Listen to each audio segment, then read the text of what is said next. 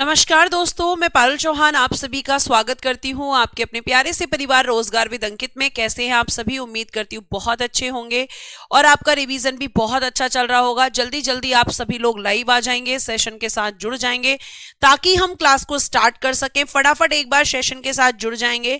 यहाँ पे हमारे साथ गगन, उत्कर्ष, शिल्पी, कृष्ण कुमार, हीरा लाल, जय हिंद, अश्विनी यादव, सुमंत, राम गोपाल, मुकेश, खुशबू, नवीन, संध्या, संजीव, शिवम, आप सभी को और जिन बच्चों का मैं नाम नहीं ले पाई हूं उन सभी को भी मेरी तरफ से गुड इवनिंग, नमस्ते, राधे राधे, राम राम, शस्त्य काल। प्यारे प्यारे बच्चों, कैसे हैं आप?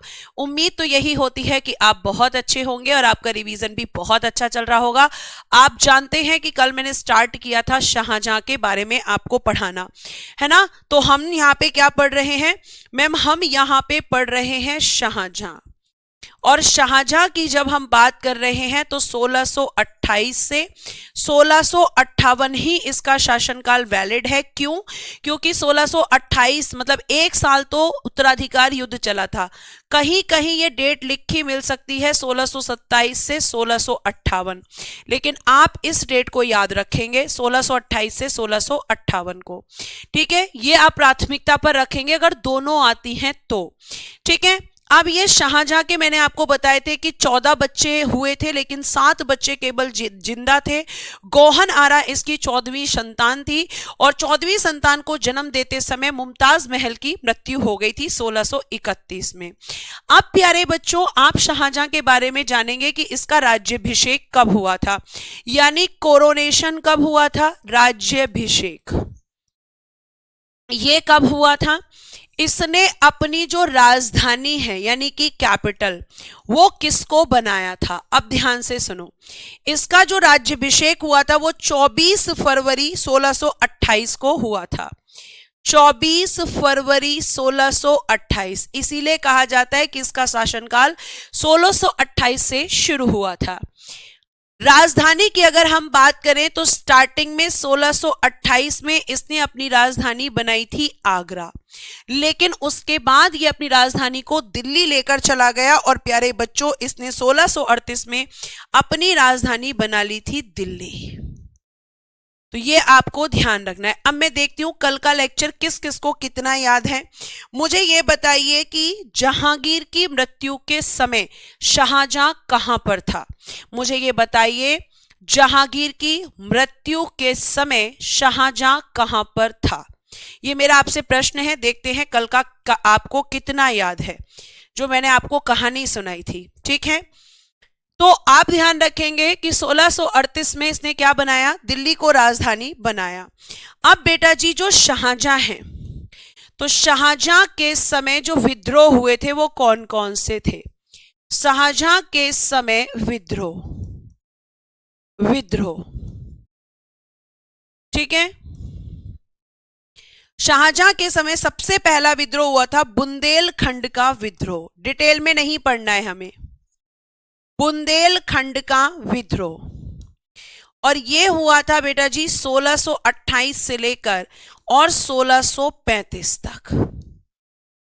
सबसे पहला विद्रोह था जो इसके खिलाफ किया गया था इसके राज्याभिषेक। बहुत बढ़िया मैम, दक्षिण भारत में। शाबाश बेटा, जिस बच्चे ने कहा है दक्षिण भारत उन्होंने बिल्कुल सही कहा है। तो 1628 से 1635 तक क्या चला था इसके खिलाफ? मैम बुंदेलखंड का विद्रोह यहां पर चला था, यह आपको ध्यान में रखना है। ठीक है, उसके बाद इसके खिलाफ जो इंपॉर्टेंट विद्रोह है वो है पुर्तगाली विद्रोह। पुर्तगालियों ने इसके खिलाफ विद्रोह किया था और यह विद्रोह हुआ था प्यारे बच्चे 1632 में। 1632 में, और इस विद्रोह को शाहजहां ने दबाया था। हुगली पर घेरा डालकर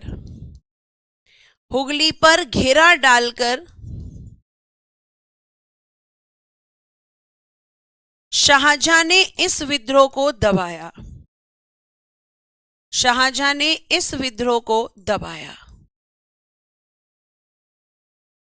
पुर्तगालियों ने इसके खिलाफ विद्रोह किया तो इसने पुर्तगालियों की जो फैक्ट्री थी हुगली में, हुगली कहां पर है? वेस्ट बंगाल में।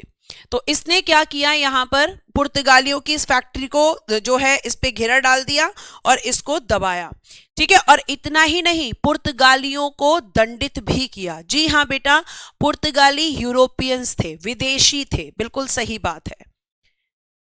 तो ये विद्रोह केवल आपको ध्यान रखने इसके समय पर हुए हैं, इससे ज्यादा आपको ध्यान नहीं रखना है।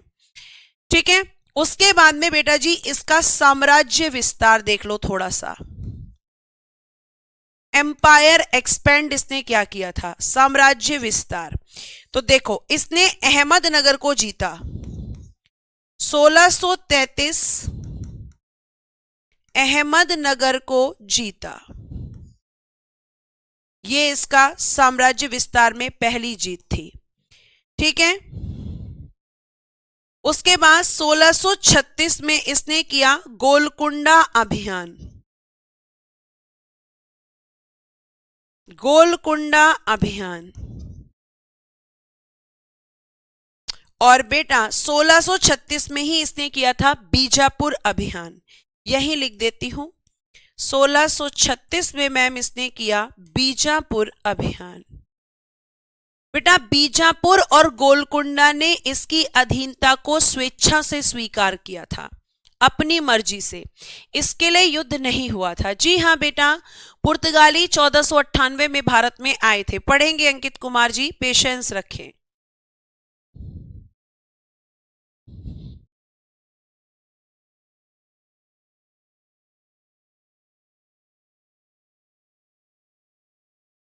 यहां तक लिखें और लिखकर फिर मुझे बताएं।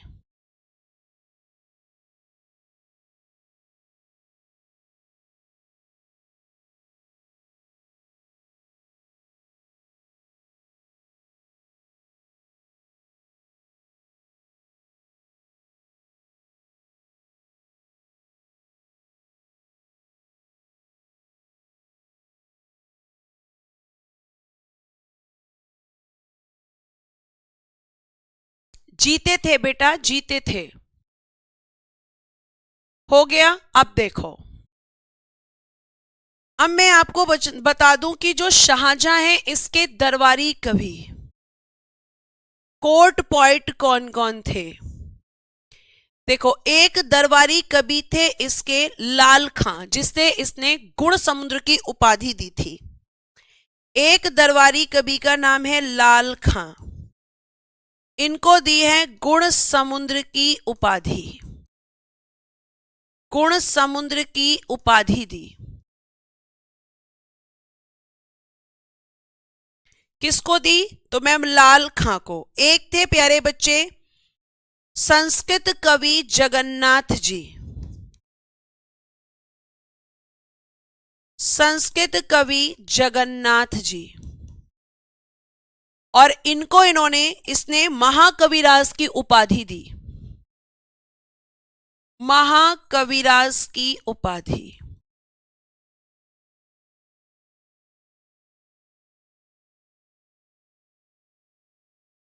ये टाइटल इसने दिए थे, अपने दरबारी कवि हैं ये इसके दोनों।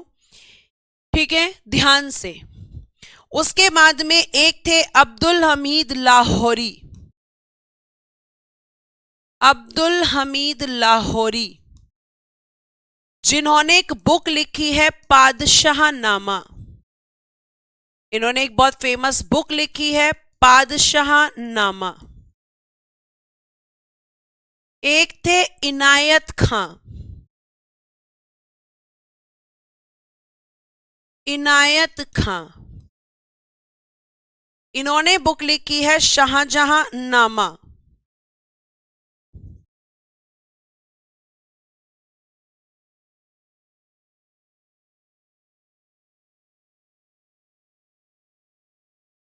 शाहजहां नामा।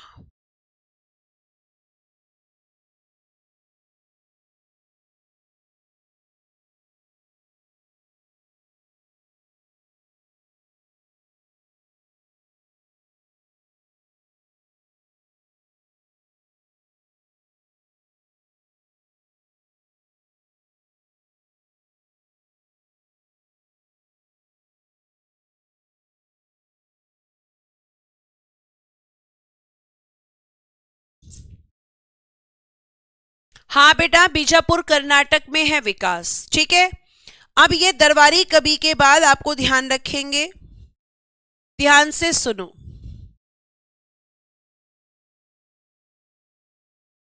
1657 शाहजहां की तबीयत खराब हुई। ध्यान से सुनना, शाहजहां की तबीयत खराब हुई, तबीयत खराब हुई। और जैसे ही इसकी तबीयत खराब हुई तो इसका एक बहुत ही प्रिय पुत्र था, उसको इसने अपना उत्तराधिकारी नियुक्त किया। ठीक है, तो शाहजहां ने अपना उत्तराधिकारी दारा शिकोह को घोषित कर दिया, दारा शिकोह को घोषित किया।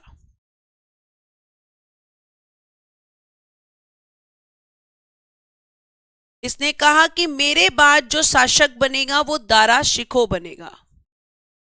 और प्यारे बच्चों, दारा शिकोह इसका सबसे बड़ा और सबसे प्रिय पुत्र था।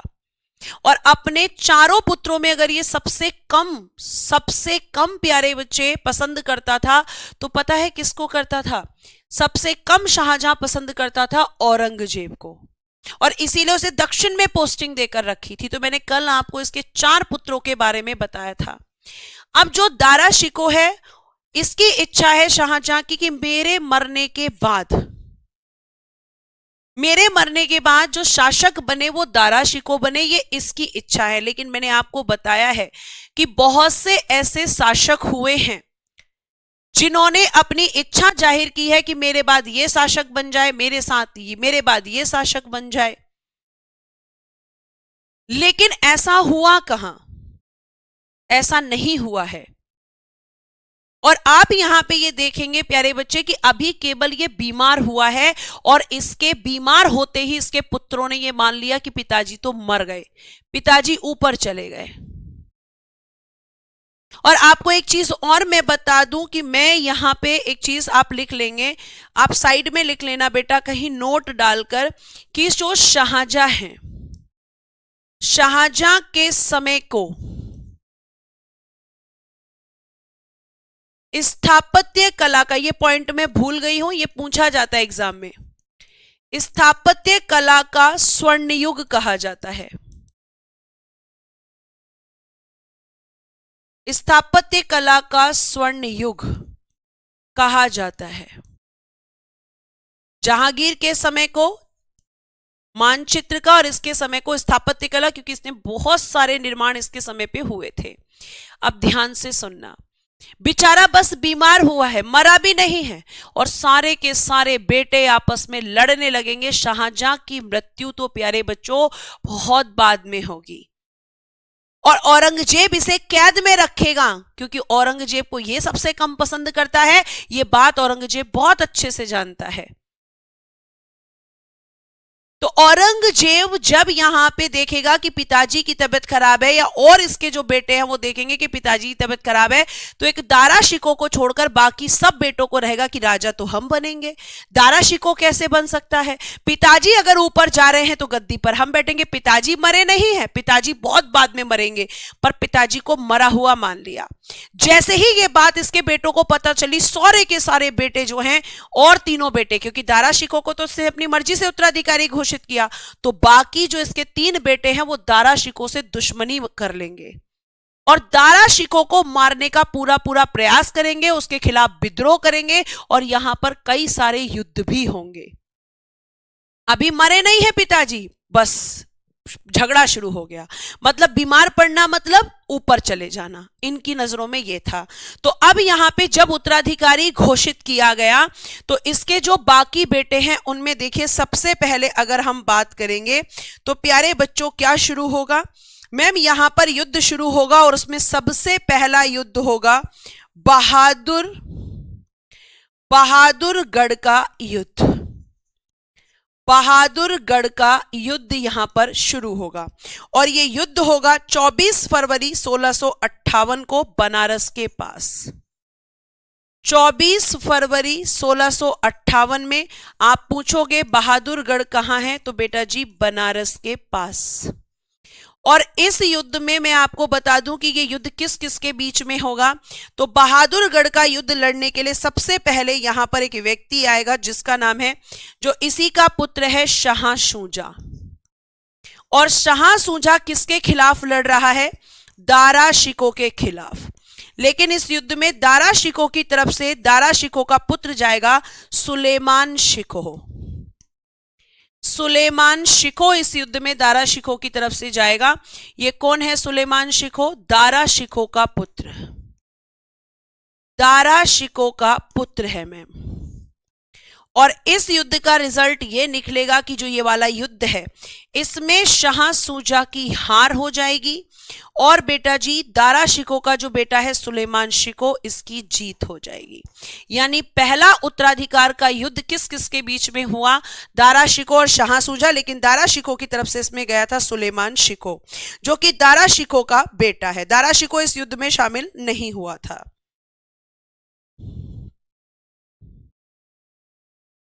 अब दारा शिकोह तो पहले ही बगावत कर चुका है। अब देखो यहां पे ध्यान से सुनो, अब क्या होगा भाई? अब बच्चा भाई मुराद बख्श भी निकल पड़ता है, औरंगजेब भी निकल पड़ता है। अब औरंगजेब ने सोचा कि अगर मैं झगड़ा करूंगा तो मेरा नुकसान हो सकता है। तो आपको ध्यान रखना है कि इस युद्ध के बाद में जो मुराद बख्श और जो औरंगजेब हैं, औरंगजेब कहता है मुराद भैया, वो बोलते हैं हाँ बोलो, मैं तो चाहता हूं कि तुम शासक बनो। मुराद बख्श कहता अच्छा, तुम्हें कोई दिक्कत नहीं है मेरे शासक बनने से? कहता बिल्कुल नहीं, मैं तो ये चाहता हूं, दिल से चाहता हूं कि दारा शिकोह तो है ही नहीं उस लायक, पर मैं ये जानता हूं कि तुम उस लायक हो और मैं चाहता हूं कि तुम शासक बन जाओ। और पता है वो ऐसा क्यों कर रहा है? ताकि मुराद बख्श अभी उसका साथ दे। आपको पता है दारा शिकोह शासक क्यों नहीं बना और औरंगजेब शासक क्यों बना? जबकि दारा शिकोह के साथ उसके पिता का सपोर्ट था, उसके पास पूरी सेना थी, लेकिन उसके पास कूटनीति नहीं थी। उसके पास में कूटनीति नहीं थी, चालाकी नहीं थी, लेकिन औरंगजेब के पास ये सब था। तो औरंगजेब ने कहा कि मुराद भैया आप बन जाओ, मैं आपका साथ दूंगा। मुराद बख्श खुश हो जाता है, दोनों भाई एक साथ हो जाते हैं और दारा शिकोह के खिलाफ हो जाते हैं। तो इसके बाद में बेटा एक और युद्ध यहां पर होता है और उस युद्ध के बारे में जब हम बात करते हैं तो उसे कहा जाता है धर्मत का युद्ध। क्या कहते हैं मैम? नेक्स्ट युद्ध हुआ था धर्मत का युद्ध, धर्मत का युद्ध।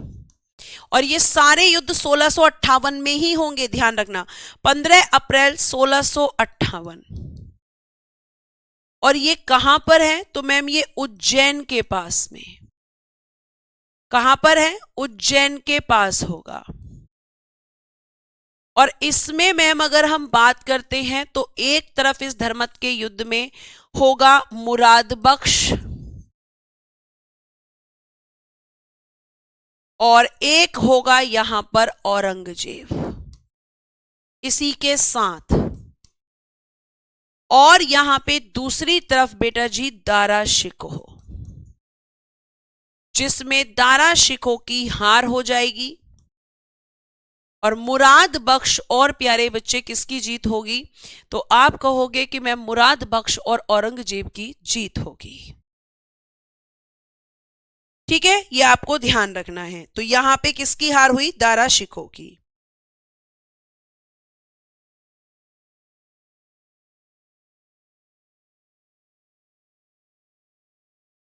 ठीक है, ये आपको ध्यान रखना है। अब इस युद्ध को हार गया दारा शिकोह, यहां पे थोड़ी स्थिति कमजोर हुई। अब ये दोनों मिलकर फिर दारा शिकोह के खिलाफ यहां पे एक कह सकते हैं कि फिर से लड़ाई लड़ेंगे, जिसे हम कहते हैं सामूगढ़ का युद्ध। और वो युद्ध एक ऐसा युद्ध होगा जिसमें इतनी बुरी तरीके से, भैया पता नहीं, विशाल कुमार बेटा सही आप बता दो कि क्या गलत बता दिया है और क्या सही बताना चाहिए। और अगर आप ये कमेंट नाम दिलवाने के लिए करते हो तो ये बहुत गलत बात है। ठीक है, अभी मैं यहाँ पे मुगल वंश पढ़ा रही हूं और यहाँ पे ये भी क्वेश्चन आने लगा कि मुगल वंश का अंतिम शासक कौन था। उसका आंसर भी तुम्हें प्राप्त हो जाएगा, थोड़ा पेशेंस रख लो। अभी मैं मुगल वंश का पतन पढ़ाऊंगी तुम्हें। मुगल वंश में जो आपके मुगल के समय, यहां पर अगर हम बात करते हैं तो मुगलों के समय जो इमारतें बनी है वो भी तो बतानी है। अभी मैंने कौन सा तुम्हें बता दिया है?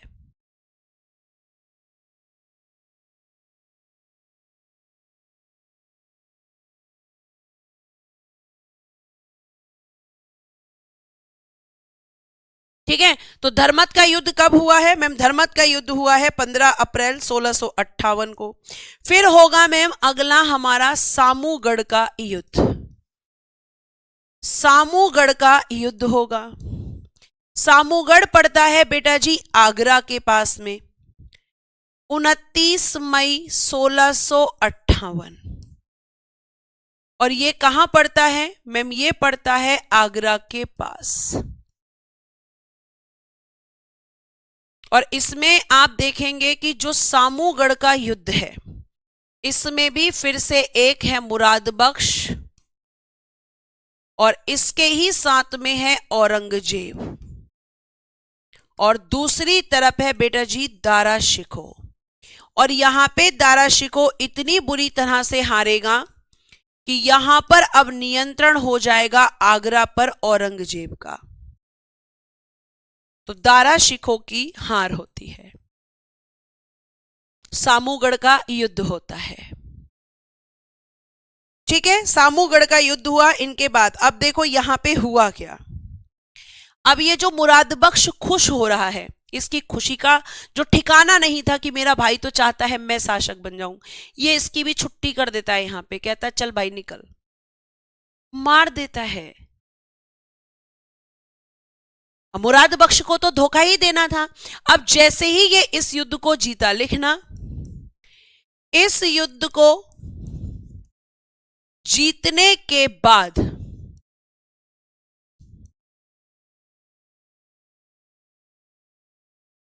औरंगजेब ने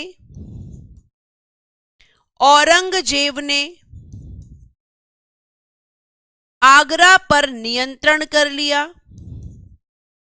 आगरा पर नियंत्रण कर लिया और शाहजहां को कैद कर लिया।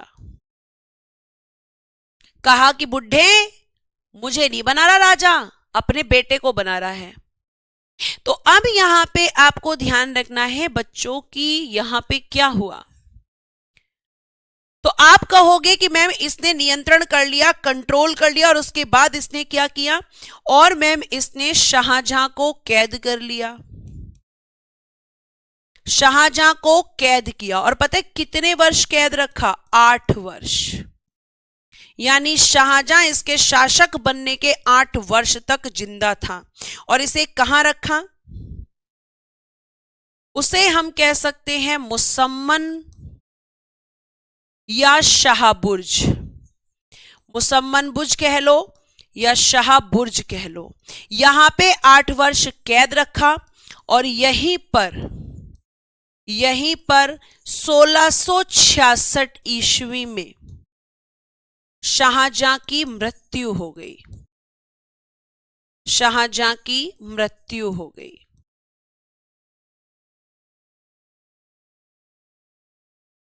यह आपको ध्यान रखना है। 8 वर्ष कैद रखा इसने अपने पिता को, यानी शाहजहां मरा भी नहीं था और क्या हो गया?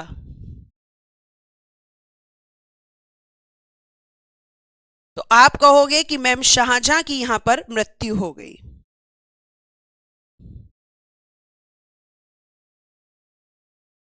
अब बताओ यहां कौन बचा? अब मैम मुराद बख्श को तो इसने निपटा दिया, लेकिन शाह शुजा अभी जिंदा है और शाह शुजा अब इससे लड़ेगा औरंगजेब से।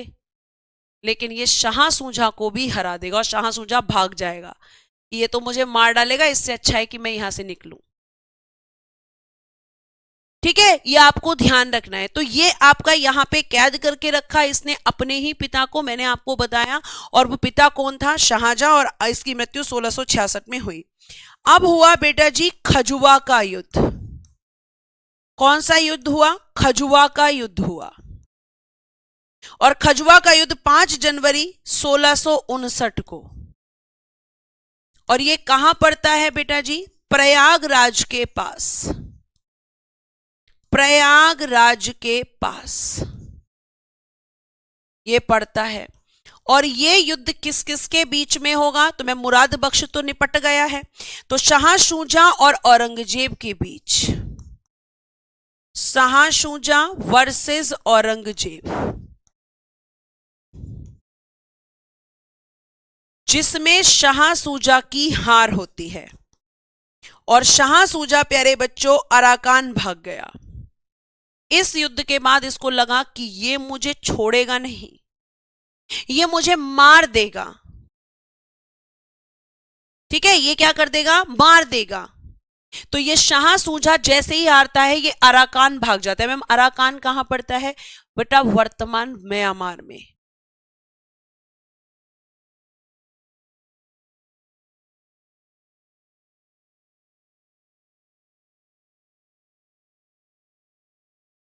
ठीक है, मैं आपका वहां पड़ता है।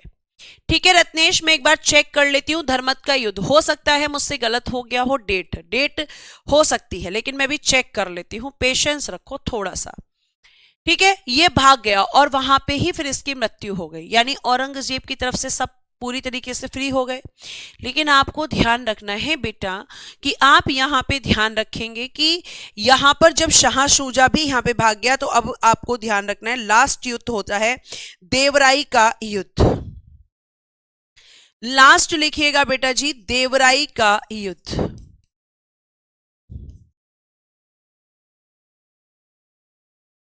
और ये होता है अप्रैल 1659 में, और ये होता है अजमेर के निकट, अजमेर के पास। और ये लास्ट युद्ध होगा दारा शिकोह और औरंगजेब के बीच, औरंगजेब वर्सेस दारा शिकोह, जिसमें दारा शिकोह की हार होती है और दारा शिकोह को औरंगजेब मरवा देता है और उसके बाद औरंगजेब शासक बन जाता है। 1 मिनट में धर्मत का युद्ध की डेट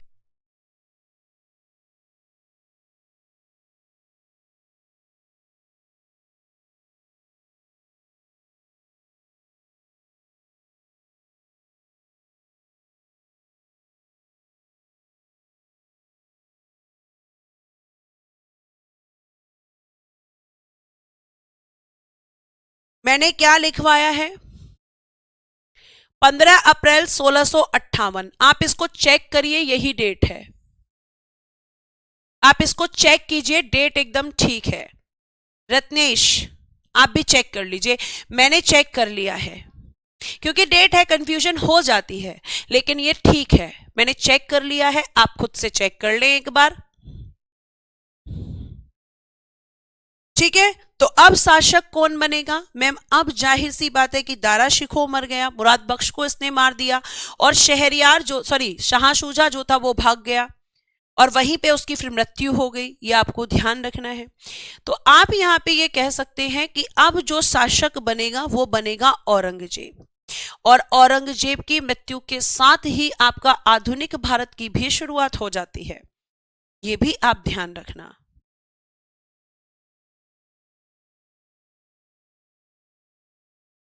सिक्सटीन 1659 होगा परवेंद्र जी। 1669 कहां लिख दिया मैंने? अच्छा, डेट लिखी नहीं है।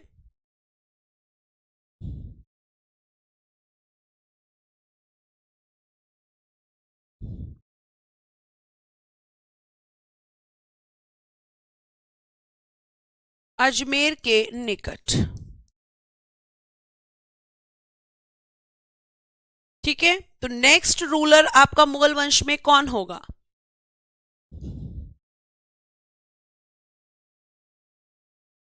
तो मैम नेक्स्ट रूलर होगा औरंगजेब। अब बेटा शासक बना औरंगजेब, और जब हम औरंगजेब की बात करते हैं तो इसका शासनकाल 1658 से और 1707, क्योंकि 1707 में होगी इसकी मृत्यु, और इसकी मृत्यु के साथ ही मुगल का जो मुगल है उनका पतन शुरू हो जाएगा। ठीक है, ये आप ध्यान रखेंगे।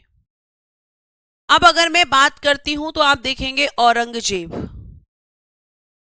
1658 से 1707। बेटा मैं किसी भी आपके ऐसे क्वेश्चन का आंसर नहीं दूंगी जो कि मैं लास्ट क्लास में दे चुकी हूं, क्योंकि आपको ये ड्यूटी आपकी है कि आप रेगुलर क्लास करो। ये ड्यूटी मेरी डेली नहीं रहेगी कि आप रेगुलर क्लास नहीं करते हो और मैं पीछे की चीजें। एक बच्चा लगातार मैसेज कर रहा है मुमताज महल की मृत्यु कैसे हुई, कल बताया था और मैं आज नहीं बताऊंगी, क्योंकि ये सब क्वेश्चन तो मुझे आपसे पूछना चाहिए ना, जो मैं पहले बता चुकी हूं। इसका मतलब ये है कि आप रेगुलर क्लास नहीं करते, और इसका मतलब ये भी है कि आपको एक टीचर को परेशान करने का बहाना चाहिए। किसी भी तरीके से टीचर को परेशान करते रहो, बस हमें पढ़ना नहीं है, बस हम बिल्कुल पढ़ना ही नहीं चाहते हैं। बिना पढ़े सिलेक्शन नहीं होगा, ये ध्यान रखना। निर्माण कार्य कराऊंगी बेटा, पेशेंस रखो थोड़ा सा, सब कराऊंगी, कुछ नहीं छूटेगा, लेकिन तुम्हें थोड़ा पेशेंस के साथ पढ़ना होगा। तो 1658 से 1707 प्यारे बच्चे औरंगजेब का शासनकाल रहता है। और औरंगजेब का अगर हम बात करते हैं तो इसका जन्म 3 नवंबर 1618 को हुआ था। आपको कल भी मैंने बताया था 1618 में। इसकी उपाधि, इसको कहा जाता है जिंदा पीर, ठीक है, जिंदा पीर कहा जाता है। आलमगीर, आलमगीर, ये क्वेश्चन पूछा भी गया यूपी में कि आलमगीर किसकी उपाधि थी, आलमगीर किसकी उपाधि थी, और इसे कहते हैं बहादुर, और बेटा जी शाही दरवेश, और इसे कहते हैं शाही दरवेश। ये सब आपके टाइटल हैं औरंगजेब के। इसमें सबसे ज्यादा पूछा जाने वाला क्वेश्चन जिंदा पीर और आलमगीर है। ये दोनों टाइटल्स बहुत ज्यादा पूछे जाते हैं, ठीक है। आगे देखिएगा, यहां पर आगे चलते हैं। अगर मैं बात करती हूं तो प्यारे बच्चों, अगर हम बात करेंगे तो इसका राज्याभिषेक 2 बार हुआ है। एक बार तब जब इसने आगरा पर नियंत्रण किया था, राज्याभिषेक 31 जुलाई 1658 को आगरा में, ठीक है, जब आगरा पर नियंत्रण किया था और अपने पिता को कैद कर लिया था, तो इसने अपना पहला राज्याभिषेक आगरा में करवाया था। और फाइनली जब इसने हराया था दारा शिकोह को, तो फिर इसने 15 जून 1659 को अपना राज्याभिषेक दिल्ली में भी करवाया था। तो इसका राज्याभिषेक भी बेटा 2 बार हुआ है। इसका राज्याभिषेक भी हम कह सकते हैं मैम 2 बार हुआ है, ठीक है। हम औरंगजेब के बारे में और भी अगर जाने तो हम ये कह सकते हैं कि औरंगजेब का पिता कौन है, तो आप कहोगे मैम शाहजहां। औरंगजेब की माता कौन है, अर्जुमंद बानो बेगम,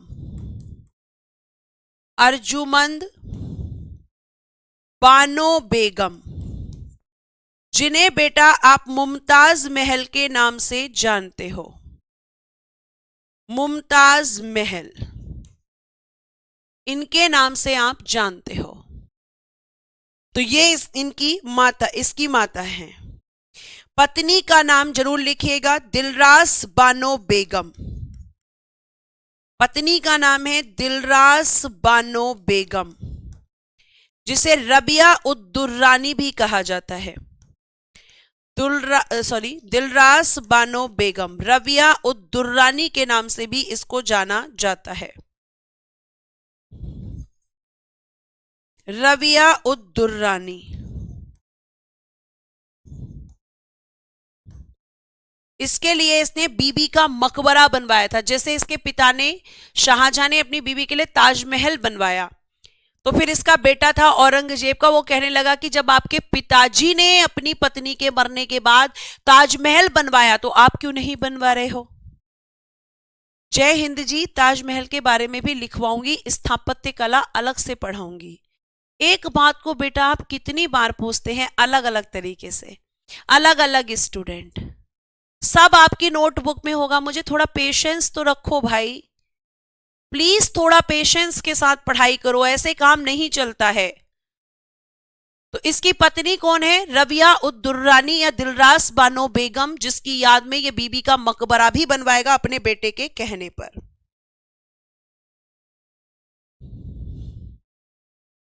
ठीक है। शिक्षक कौन था? लतीफ सुल्तानपुरी। शिक्षक भी लिख लीजिए, लतीफ सुल्तानपुरी। लतीफ सुल्तानपुरी ये शिक्षक है। ठीक है, ये इसका टीचर है। अब औरंगजेब जैसे ही गद्दी पर बैठेगा, पूरा सब चीजें इधर से उधर कर देगा। कि किस किस चीज पर इसने बैन लगाया, ये सब मैं आपको बताऊंगी। ये सारी चीजें मैं आपको बताऊंगी। बेटा यूपी कांस्टेबल का जो पहला बैच है उसमें हिस्ट्री मैंने पढ़ाई है, और अभी शायद इस बैच में जो 2.0 है इसमें आपको सुशांत सर पढ़ाएंगे। ठीक है, तो मुझे नहीं पता है कि वो आपको क्या पढ़ाएंगे। अगर आपको कुछ भी नया लगे तो आप इस बैच, इस नोट में ऐड कर सकते हो। ठीक है, यहां तक समझ में आई चीजें? तो शिक्षक कौन था, यहां तक लिख लें आप फटाफट, ताकि फिर मैं आगे आपका जो है बता सकूं।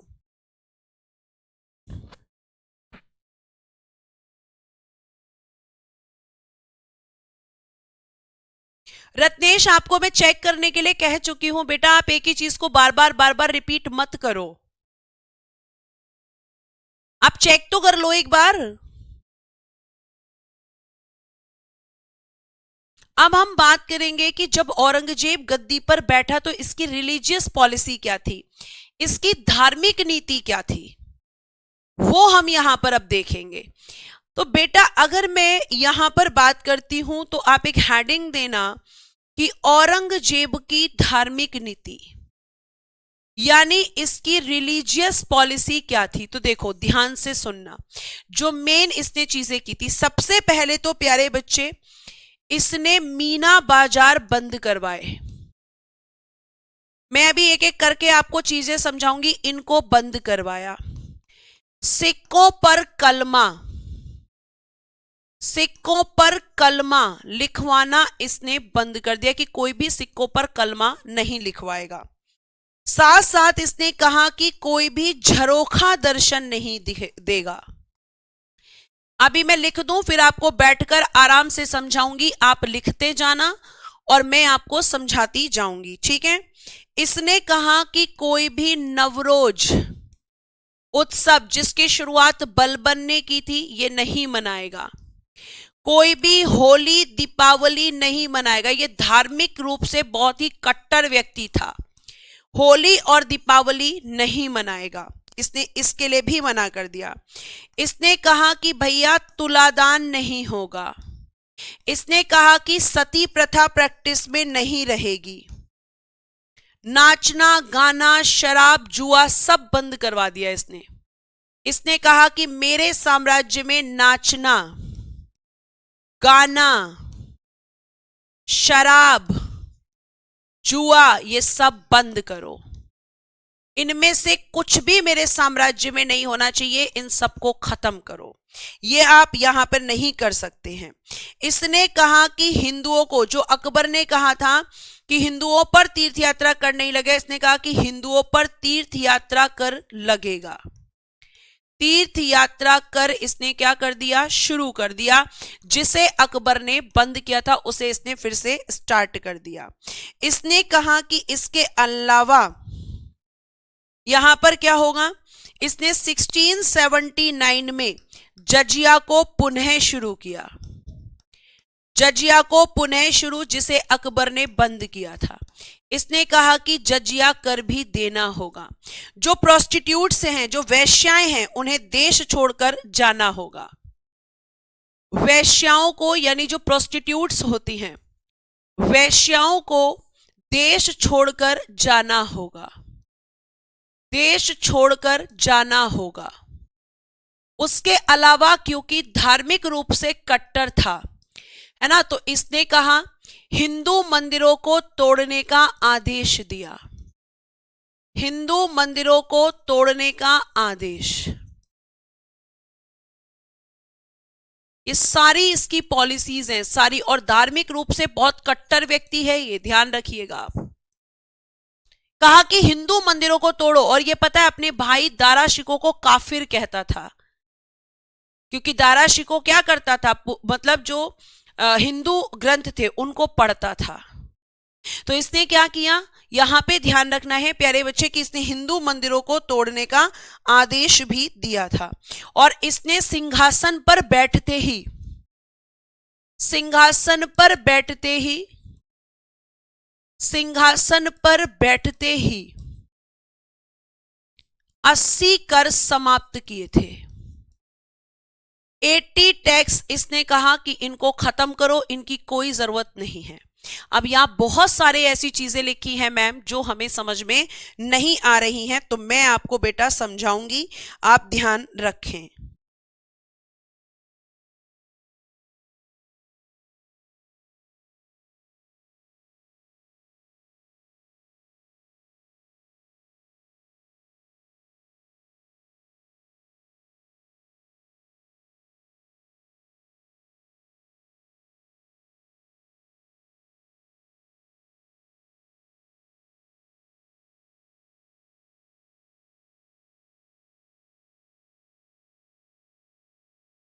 ठीक है बेटा, चलो अब हम पढ़ते हैं।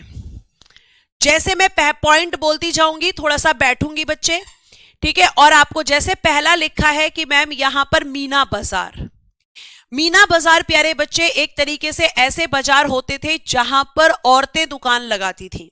और मैं आपको एक चीज बताऊं तो ये मीना बाजार एक तरीके से मुगल शासकों की अय्याशी की जगह होती थी। इतनी सी बात आप समझ लो, क्या होती थी, मुगल शासकों की अय्याशी की जगह होती थी। तो इसने ये क्या किया, इसने यहां पर इन मीना बाजारों को बंद करवा दिया कि कोई भी मीना बाजार नहीं लगेगा। फिर सिक्कों पर कलमा लगवाना, सिक्कों पर कलमा होता है कि किसी तरीके की चित्रकारी कर देना, किसी बात को सिक्के पर लिख देना। इसने कहा यह सब कुछ नहीं होगा, इसको बंद करो। फिर झरोखा दर्शन, तो मैंने आपको बताया था कि जब हुमायूं की मृत्यु हुई थी तो उसके हम शक्ल मुल्ला बेकसी को झरोखा दर्शन, मतलब जैसे आजकल सेलिब्रिटी आते हैं, छत पर आते हैं, हाथ हिलाते हैं, तो पहले राजा भी दर्शन देता था अपनी जनता को। तो उसने कहा कोई झरोखा दर्शन नहीं होगा, राजा कोई दर्शन वर्शन नहीं देगा। फिर इसमें नवरोज उत्सव, कहा कि ये पारसियों का त्योहार है, मेरे साम्राज्य में नहीं मनाया जाएगा। होली दिवाली इनमें से कोई उत्सव नहीं मनाया जाएगा।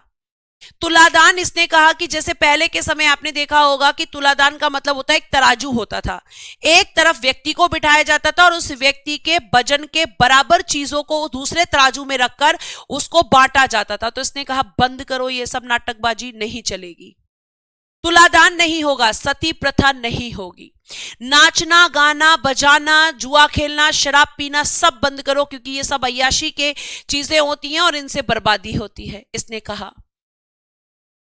और प्यारे बच्चे इसने और क्या किया, हिंदुओं पर तीर्थ यात्रा कर शुरू कर दिया। यानी इसने कहा कि जो अकबर ने बंद किया था मैं दोबारा शुरू कर रहा हूं, हिंदुओं को तीर्थ यात्रा कर देना पड़ेगा। जजिया कर को इसने दोबारा शुरू कर दिया 1679 में, जो अकबर ने बंद कर दिया था। कहा कि नहीं, जजिया टैक्स देना पड़ेगा। वेश्या यानी जो प्रोस्टिट्यूट्स होती है उनको देश छोड़कर जाना होगा, क्योंकि इनकी वजह से यहां पर लोग बिगड़ रहे हैं, इसका मानना था। ठीक है, हिंदू मंदिरों को तोड़ने का आदेश दे दिया इसने, क्योंकि धार्मिक रूप से कट्टर था। और सिंहासन पर बैठते ही 80 कर समाप्त कर दिए। हर किसी का मीनिंग मैंने तुम्हें बता दिया। झरोखा दर्शन क्या है, ठीक है, तुलादान क्या है, सिक्कों पर कलमा लिखवाना क्या होता है, मीना बाजार क्या होते हैं, इसी में तो कंफ्यूजन था। और ये सब मैंने तुम्हें बता दिया। ये इसकी रिलीजियस पॉलिसी है, धार्मिक नीति है इसकी। नवरोज एक उत्सव है पंकज जी, मैंने बताया था, जिसकी शुरुआत बलबन ने की थी। ये पारसी उत्सव है, पारसियों के द्वारा मनाया जाने वाला फेस्टिवल है। ठीक है, तो इसने, आप ध्यान रखेंगे कि सब बंद करवा दिया, कि जितने भी बिगड़ने वाली चीजें सबको बंद करो, खत्म करो इनको। ठीक है, तो ये आपकी इसकी रिलीजियस पॉलिसी है, ये इसकी धार्मिक नीति है औरंगजेब की, काफी कट्टर व्यक्ति है ये।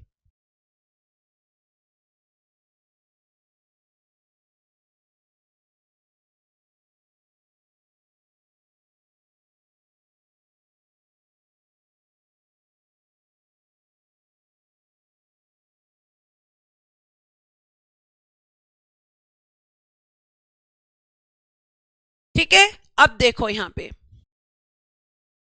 यहां तक की बात खत्म, मतलब समझ आ गई। यहां पे 80 कर क्या है? टैक्स, प्रियंका, टैक्स जिससे पैसा लिया जाता है। 80 कर समाप्त कर दिए, यानी 80 टैक्स को इसने एंड किया। कर मतलब टैक्स।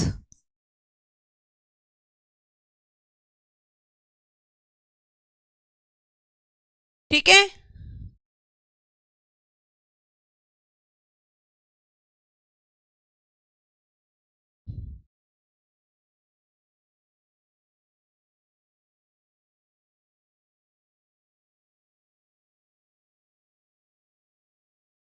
ठीक है, यहां तक बात समझ में आ गई? आ गई बात समझ में? आमिर खान जी, तुलादान का मतलब होता है कि एक तराजू होता था, एक तरफ उसमें उस व्यक्ति को बिठाया जाता था जिसके वजन के बराबर चीजों को बांटना होता था।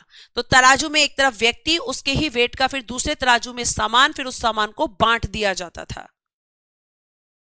80 कर थोड़ी पढ़ने हैं, पागल पागल हो गए हो कि 80 कर बताओ मैम कौन कौन से थे, इतना थोड़ी पढ़ना है। मतलब जो पढ़ने की चीज होगी वो तुम्हें नहीं पढ़नी है, और जो पढ़ने की चीज होगी वो तुम्हें पढ़नी भी है और तुम्हें जाननी भी है।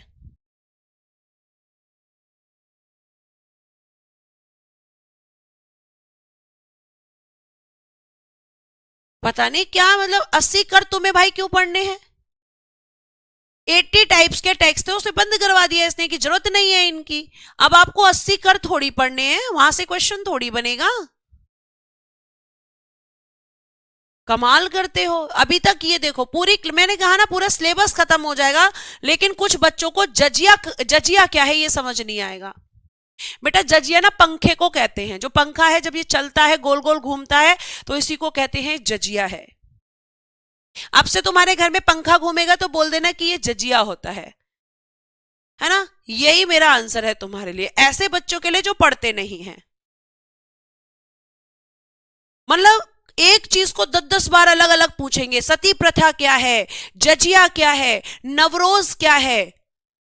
मन तो ऐसा करता है तुम सामने हो ना तो तुम्हारी कुटाई कर दो डंडे से। पढ़ना नहीं होता है बस तुम्हें। अब कल मैं तुम्हें इस चैप्टर को खत्म करूंगी और मुगल काल का पतन शुरू करूंगी, और औरंगजेब के खिलाफ होने वाले विद्रोहों की बात करूंगी। ठीक है, वही तो दिक्कत है कि ऑनलाइन कूटने का माध्यम नहीं है तुम्हें, वरना कूटने का माध्यम होता तो तुम्हारी कुटाई का डर तुम्हारे अंदर रहता और तुम सब पढ़ते फिर। कमाल कर देते हो, कमाल एकदम।